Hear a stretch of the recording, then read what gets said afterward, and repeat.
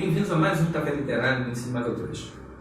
O programa tem um apoio da livraria Cabra Verde, aqui na rua Jurupari 42, no coração da Tijuca. Nosso convidado hoje é o professor Maurício Krause, que vem discutir conosco a obra Dom Casmurro e Machado de Assis. É claro, programa obrigatório para quem vai fazer a prova de redação da UERJ.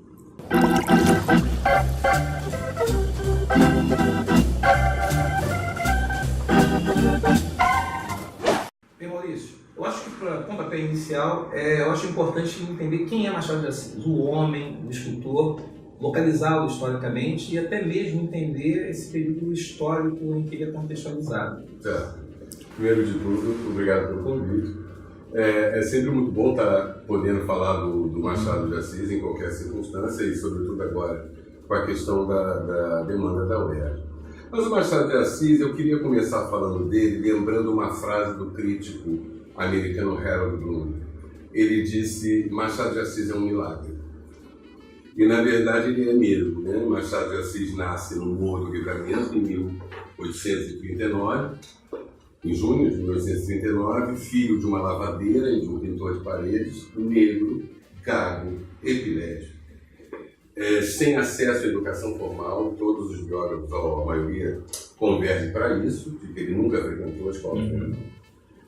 E se transforma no maior dos escritores do país e do mundo, certamente.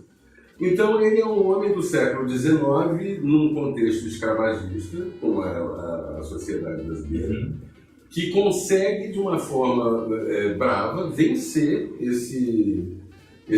essa questão que se impunha a ele pela cor da pele e pela origem humilde. Mas ele rapidamente se infiltra na imprensa, começa a trabalhar como tipógrafo, conhece o Manuel Antônio de Almeida, que é escritor, romantismo e editor de jornal, e aí começa a subir na carreira de jornalista e escritor. E começa a sua carreira na poesia, publica um livro chamado Crisálide. Não foi um poeta genial como ele foi como prosista, mas filia-se ali primeiro à ordem romântica da poesia, para depois seguir a linha parnasiana, e inicia a sua carreira de romancista com um romance chamado Ressurreição, em 1872, se não me engano, e esse livro e mais 3 dos 9 romances que ele escreveu são de orientação absolutamente romântica. Então ele vai ser, a princípio, filiado ao romantismo. E vai publicar um livro a cada 2 anos. E isso eu acho curioso, porque ele vai publicar em 72, 74, 76, 78. Em 78 ele publica Helena, que é o último romance romântico dele, e em 81 ele vai publicar Memórias Póstumas de Brás Cubas. É quando vai acontecer a grande ruptura com o romantismo. A ruptura dele com o romantismo.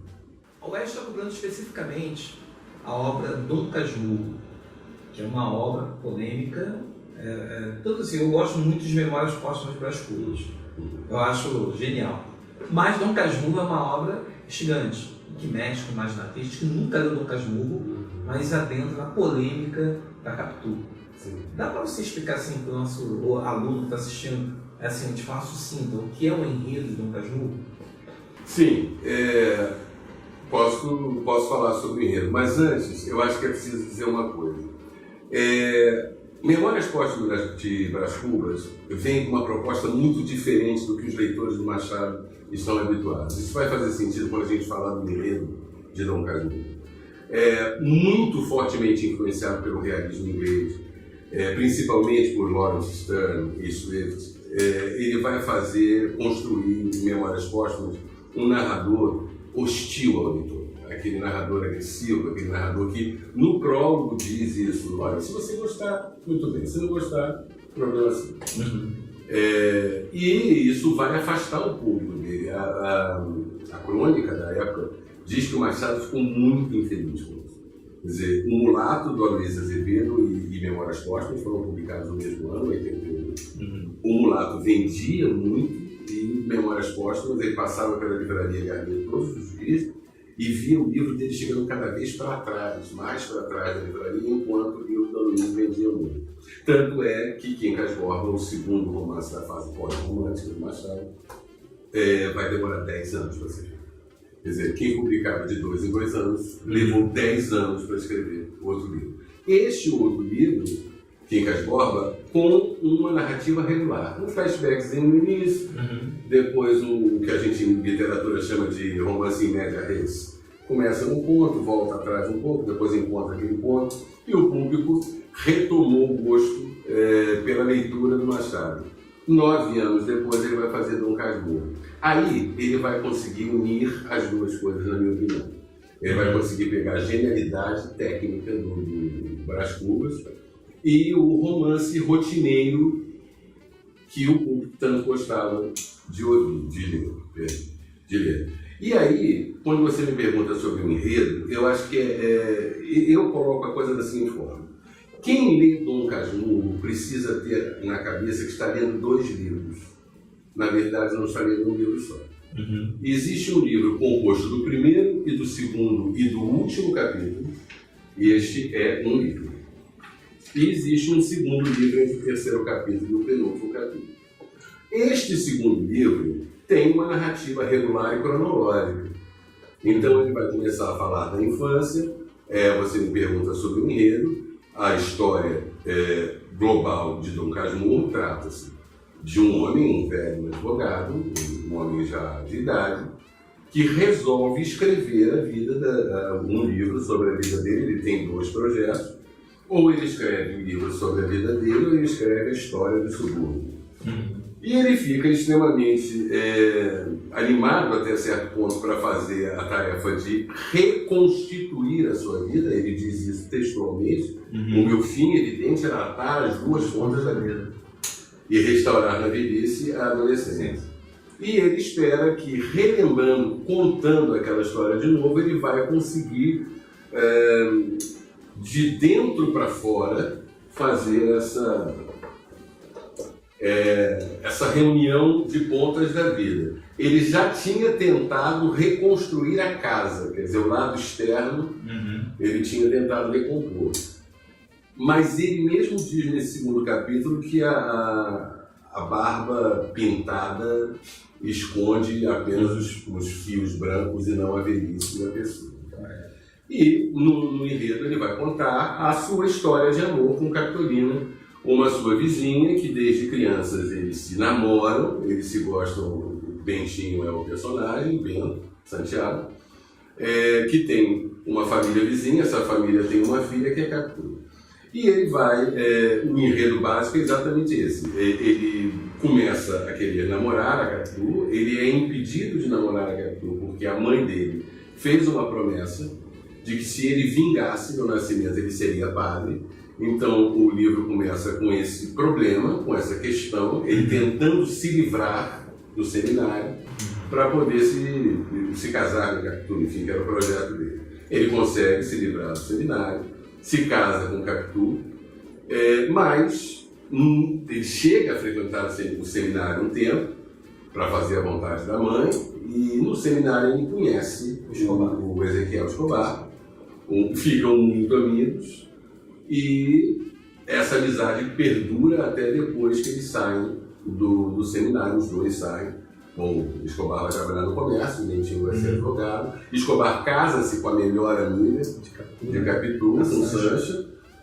Tem uma filha chamada Capitolina, põe o nome da filha do casal de Capitolina, e quando o Bentinho e Capitu têm um filho, chamam Ezequiel, que é o nome do Escobar. Ou seja, criam um núcleo de amizade e família muito próximo, muito familiar. Diferentemente do perfil do Bentinho, Escobar é uma pessoa muito arrojada, uma pessoa extremamente moderna, vamos dizer, uma pessoa que estava representando ali um avanço, fazia negócios, era negociador de finanças, enfim, nadava na praia, ia nadar em mar aberto, aquela questão toda. E ele, um belo dia, vai nadar e morre afogado. Nesse momento, ele é enterrado, está sendo velado, e no momento do velório, Bentinho nota o olhar de Capitu para o defunto e acha que aquele olhar que ela dá para o defunto é o mesmo olhar que ela deu para ele, Bentinho, quando os dois se apaixonaram, os famosos olhos de ressaca. E nesse momento ele começa um processo de desconfiança da mulher que vai culminar numa certeza, porque ele vai criando ou recolhendo fatos e memórias para chegar à conclusão de que ele foi traído pelo melhor amigo e pela esposa. Chega inclusive a encontrar a semelhança física do filho dele com o Escobar.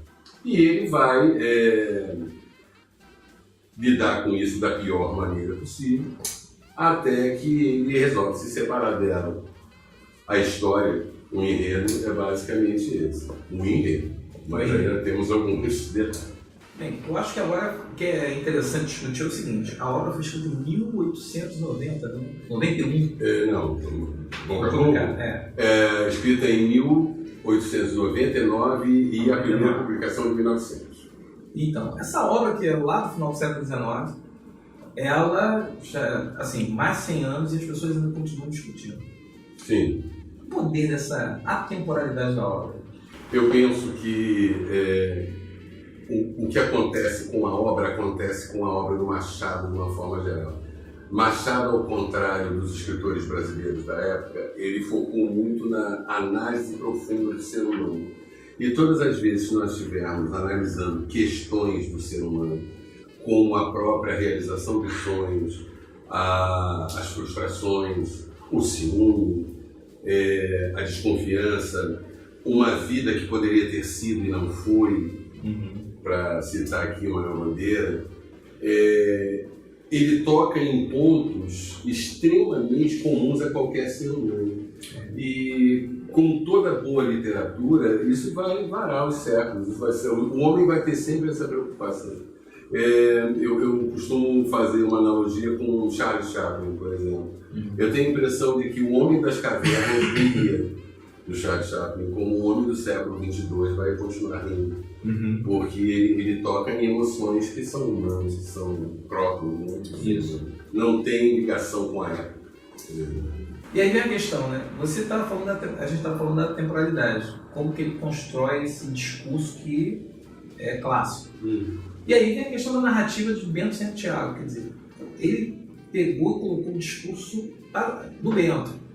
Como é que a gente pode analisar esse discurso do Bento Santiago? Você já falou alguma coisa lá no início, mas assim, vamos retomar, porque a gente está pensando nas possíveis polêmicas que podem ser analisadas. Uma delas é a questão o realismo propõe uma ideia de objetividade, e a narrativa do Bento é extremamente subjetiva.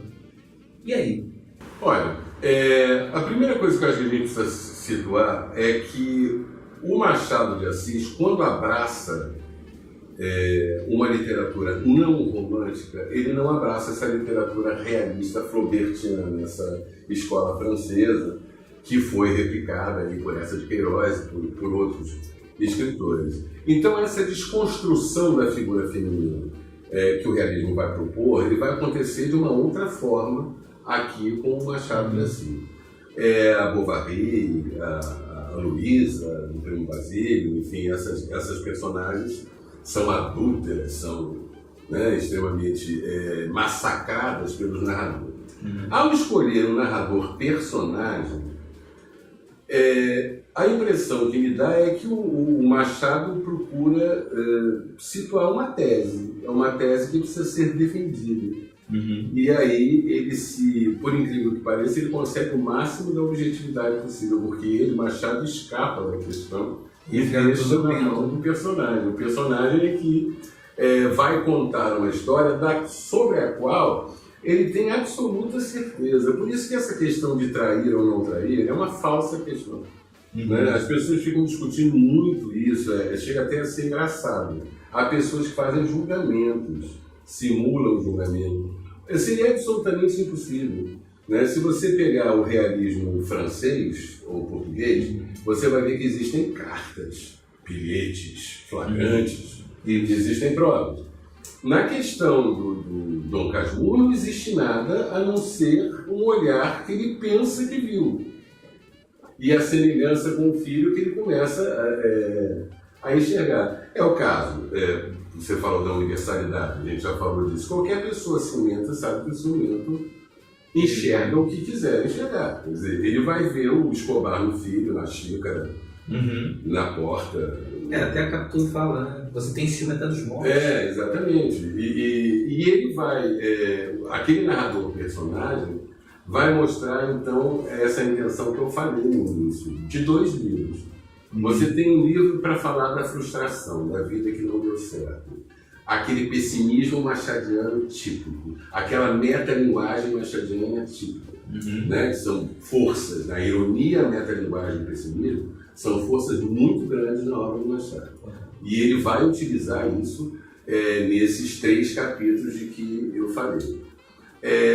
E a história do meio, o segundo livro, a que me referi antes, vai tratar de elaborar uma tese com uma conclusão. Capitu me traiu. Por isso que eu digo que é uma falsa questão.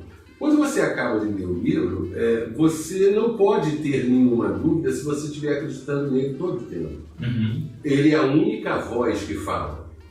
Ele é a única voz, inclusive, que seleciona as informações. E, nesse sentido, eu queria lembrar o escritor paranaense Dalton Trevisan, que ele comenta que o romance, o autor sobreviveu 8 anos à publicação do romance. Durante esse tempo, nunca se levantou essa dúvida, nunca se levantou essa questão.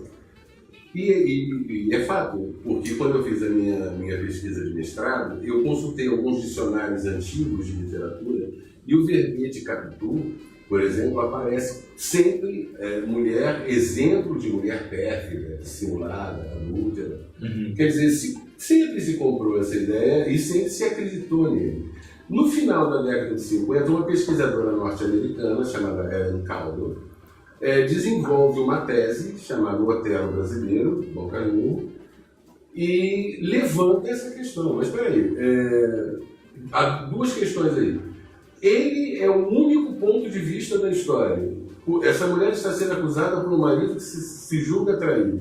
E este marido não apresenta nenhuma prova concreta, material, razoável. Essa traição pode não ter existido. Então, a partir da década de 60, que a crítica literária brasileira começa a se dividir nessa questão, porque, eu insisto, é uma falsa questão. Ele não escreveu para a gente ficar pensando se ela traiu ou não traiu. Ele não tem a menor dúvida que ela né? Então é por causa disso que a gente pode dizer que Capitu seria uma personagem tão enigmática, que é tão apaixonante, né? Porque ela teria sido, vamos dizer assim, injustiçada ou algo parecido. Olha, eu não gosto da palavra enigmática, eu não consigo entender exatamente qual é o enigma que as pessoas acreditam que a personagem tem. Injustiçada, pelo menos, por não ter sido dada a ela nenhuma chance de voz.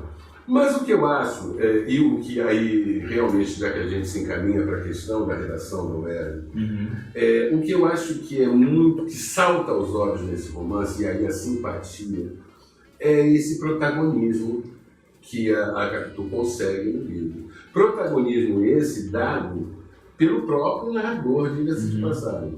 Ao tentar convencer o leitor de que Capitu sempre foi uma mulher dissimulada, sempre foi uma pessoa capaz de ardiz, de simular situações, porque essa foi a tese dele. Ele vai apresentando a personagem exatamente para, no final, dizer o que resta saber se a Capitu da rua de Matacavalo, da Praia da Glória, já estava dentro da de Matacavalo. Mas ele conclui, estava, como fruta dentro da casa.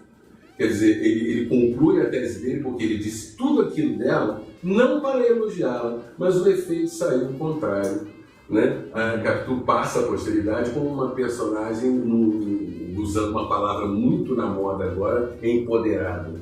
Né? O empoderamento feminino talvez seja um dos temas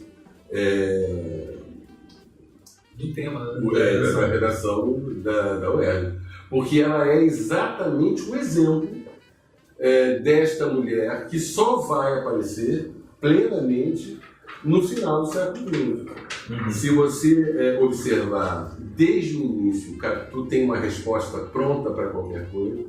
Na hora do jogo do siso, que é o momento do livro em que eles são flagrados namorando e ela tem a resposta pronta para o pai, nós estávamos ele não sabe, ele fica sempre parado. Ele nunca sabe nada, na verdade. Ele diz uma frase que me chamou a atenção em direção a esse tema. Ele diz: Capitu era mais mulher do que eu era homem. Essa frase é muito emblemática dentro dessa perspectiva do livro, porque depois ela vai fazer só o que ela quer, ela vai recusar cocadas, ele compra, ela não quer, ela não come. Depois ela vai reclamar mais tarde que o segredo que ela tem com ele não é só dele, então ele não pode contar para outra pessoa. Ela diz isso textualmente: você não tem o direito de compartilhar um segredo que não é só seu. Quer dizer, todo o perfil esperado da mulher do século XIX ia dizer uma coisa dela. Correto. E ele vai além, um fato que passa às vezes despercebido. Capitu conseguiu economizar 10 libras esterlinas do orçamento da casa. Quer dizer, era uma mulher que ainda, além de tudo, além de administrar a casa, ainda conseguia juntar um dinheiro para uma viagem na Europa.